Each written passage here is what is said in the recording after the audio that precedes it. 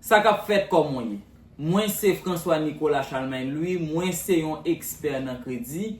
Jodi a moi vinn parler avec vous, moi vinn expliquer ou qui ça crédit en yé et côté score gain en sorti.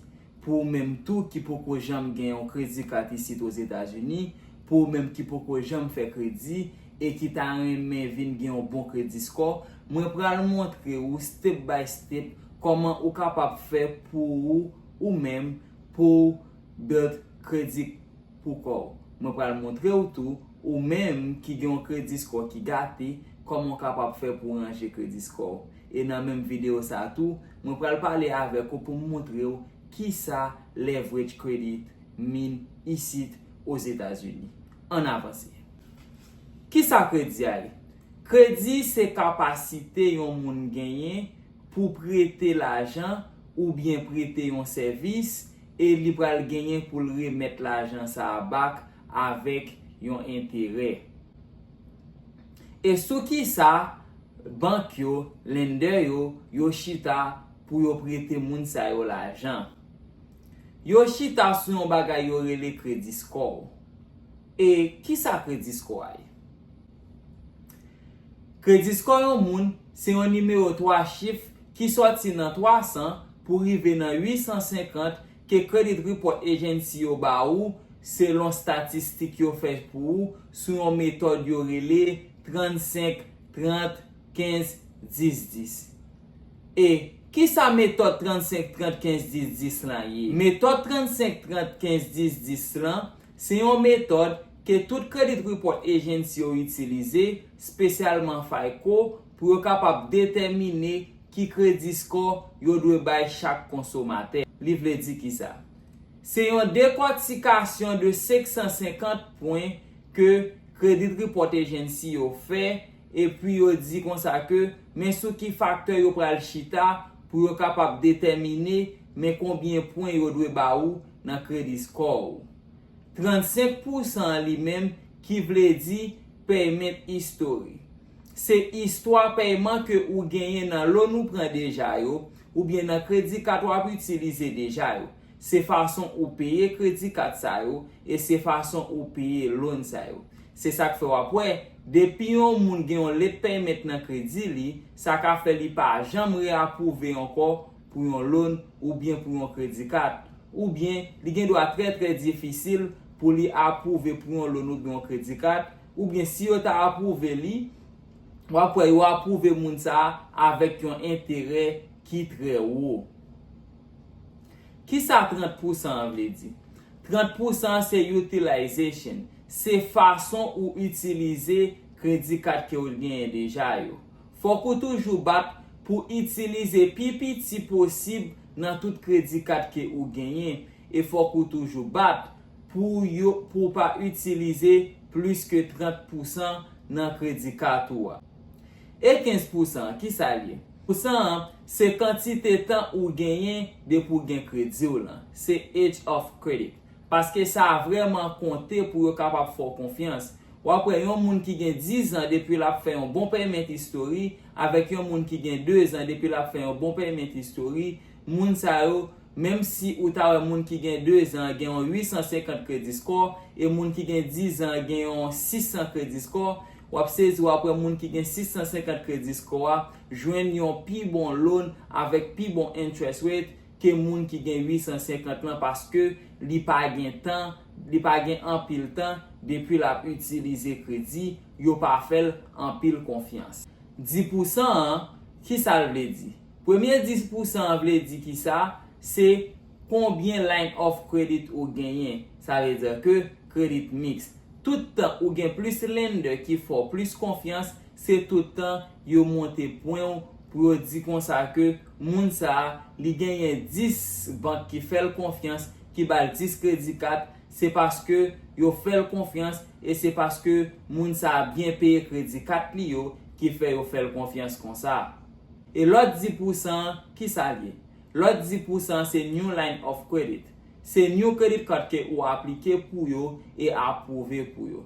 Chaque fois ou appliqué pour un crédit card qui tout approuvé ou pas, yo boy ça relé yon hard inquiry dans crédit yo. Le ou approuvé pour crédit 4 là, hard inquiry a gen un aspect qui positif, mais le ou pas approuvé, li gon aspect qui négatif. Et tout hard inquiry qui gon aspect qui négatif, ou supposé retirer dans crédit ou pour les l'autre lender ou pas checker pour yo pas ouais que ou te appliqué pour crédit 4 et yo pas de ba ou li. Kounya, on comprend bien pour nous comment on décortiquer 550 points. J'aime so dou lan, 35% li représente histoire paiement que ou fait dans loan ou bien crédit carte ou te prend déjà yo. Et ça représente 192.5 points dans 550 points. Si ou gagne un paiement historique qui excellent, ça veut dire que ou déjà gagné 192.5 points en dans crédit ou. L'autre 30%, moi te dis déjà, c'est utilisation. Si que chaque mois, ou prouve que ou utilisez plus petit que 30% dans chaque crédit carte ou gagne yo, ou déjà gagné 165 points en plus dans crédit ou. Ça veut dire que tout le temps utiliser le plus bas, le plus bon pour vous, utilisation c'est 165 points qui augmentent sous crédit ou. Ça veut dire que dans paiement historique on fait 192.5 points et dans utilisation on fait 165 points. L'on contrôler après combien de points ou gain temps gagné sorti dans 300 pour arriver dans 850 là. Parce que me dit ça, c'est un game que faille pour jouer sorti dans 300 arriver dans 850 qui c'est 550 points que a joué avec lui avec méthode 35 30 15 10 10 là. 15%, moi te dis ça, c'est quantité de temps ou gagné à utiliser crédit. Et li égal 82.5 points dans crédit. Si vous êtes un monde qui gagne un crédit age qui 10, 15 ans, faites confiance ou gagne plus que 60 points dans 82.5 points ça. Et tout jusqu'à présent, l'âge a monté sur crédit. Puis devant, m'a montrer ou côté ou même qui gen doit faire cap utiliser crédit et puis ou gon credit age qui 15 20 35 l'année. Nous compte comment pour nous faire ça yo. Nous pral montrer yo puis devant. Et de l'autre 10% yo chaque yo représenter 55 points dans 550 points. Ça veut dire que si ou dominer système ou bien méthode 35 30 15 10 10 là, le ça ou après comment ou capable faire pour build un 850 credit score que moi-même moi fait déjà que en pile moun nan ti moi en fait déjà et nous qu'on fait nous fait déjà nous habitué faire et ces méthodes ça nous utiliser nous chercher nous comprendre méthode là nous comprendre système là et puis nous build 850 points FICO score. Konya pour même cap regarder vidéo ça qui poko jambe gon crédit 4 nan vie.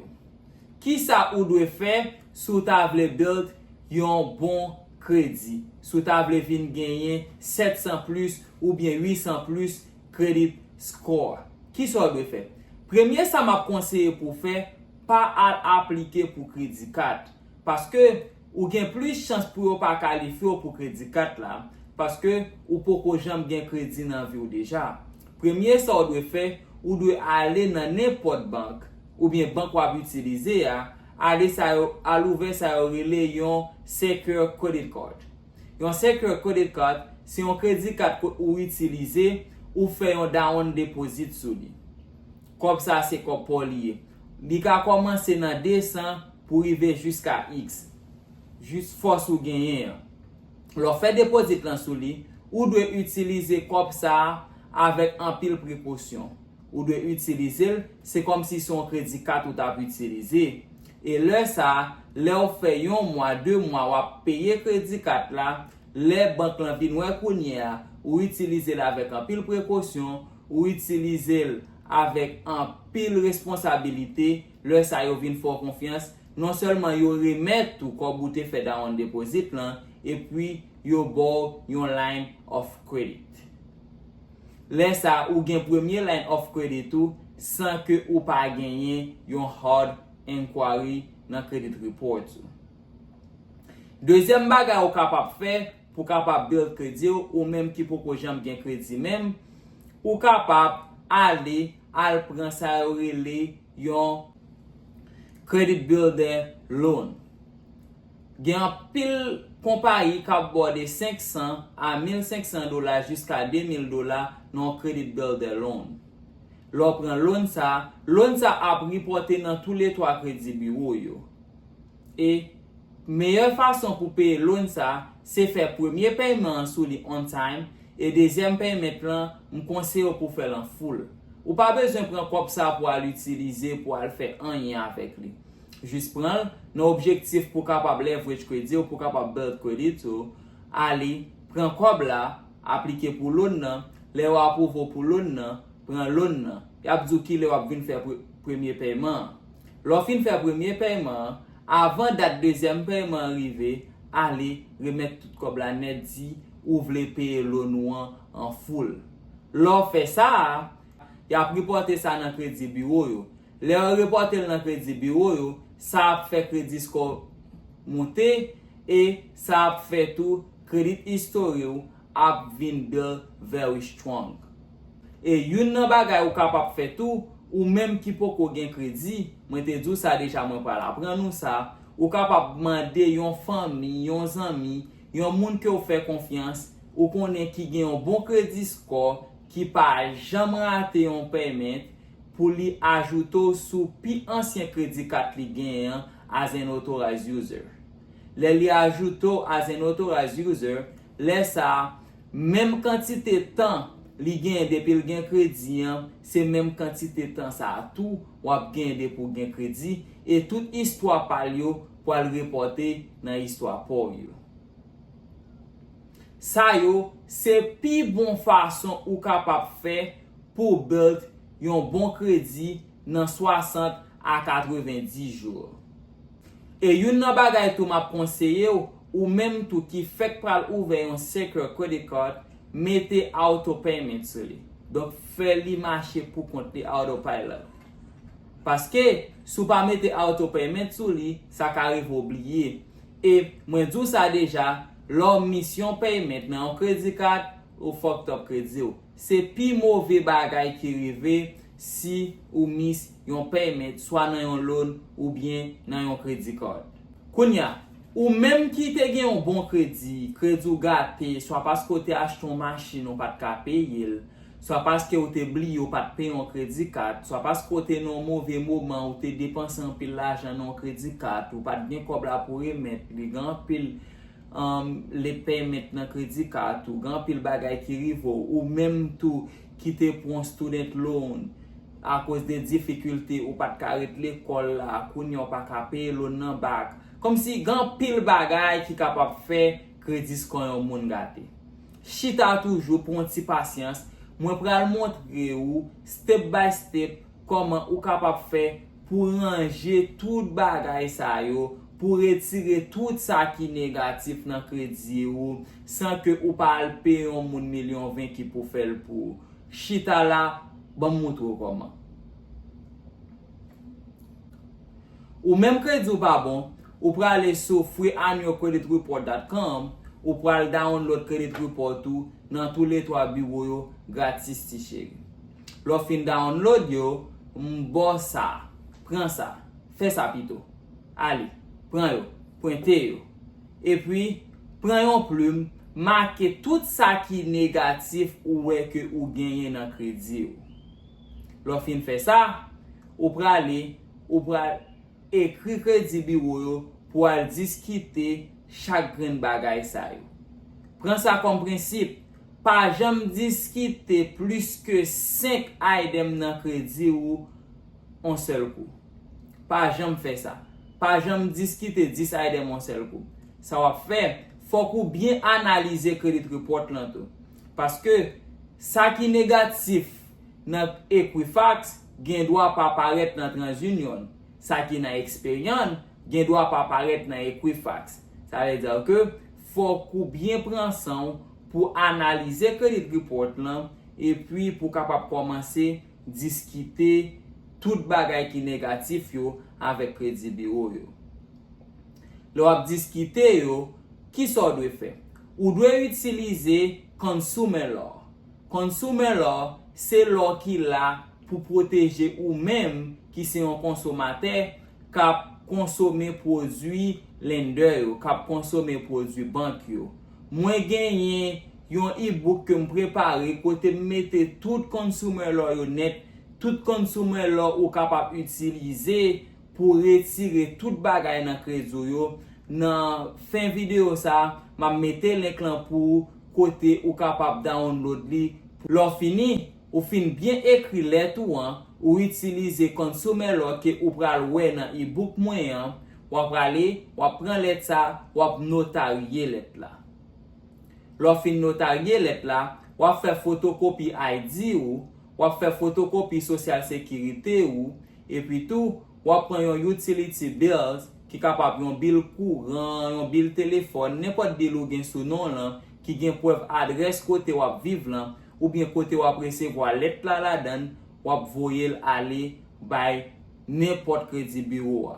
Ça veut dire que wap diskite sa ki nan Equifax nan Equifax, wap diskite sa ki nan TransUnion nan TransUnion, et wap diskite sa pou Experian yo nan Experian.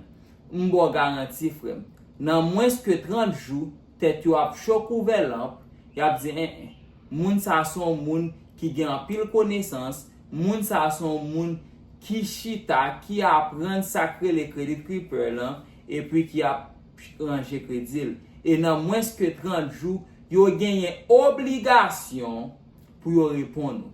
Le ap repon nou pou yo djou ki sa. Sa pral depande so gen nan kredou la.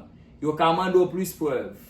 Kon sa tou, yo ken do a djou apre recherche yo deside delete, yo move forward, yo delete tel bagay, tel koleksyon, tel hard inquiry nan kredou, sa pral depande so gen nan kredou la.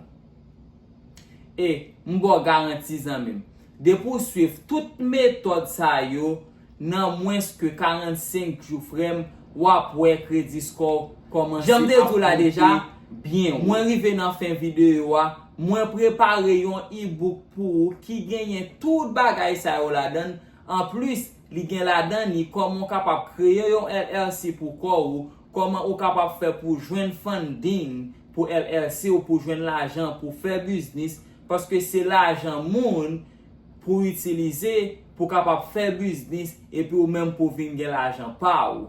Et pou kapap achete n'importe asset lan kounya la, mwen konen son jeune ou ye, mwen konen son 9 to 5 job ou genyen, ou pa gen ase l'ajan pou fèl, men mwen gen teknik pou m'fè ou kalifiye pou 100 a 200 mil dola nan funding pou même pou kapap fè business.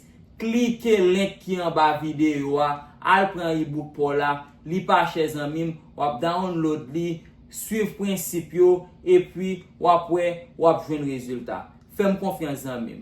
Si ou bezwen kontakte m tou, ou kapap kontakte m pou yon free consultation nan 239-832-5356. Ou bientou, ou kapap voun email ban mwen sou contact@newindexinc.com. Et website la tou, ou kapap book yon free consultation sou li ki se newindexinc.com. Ale, al pran e-book pou la zanmim.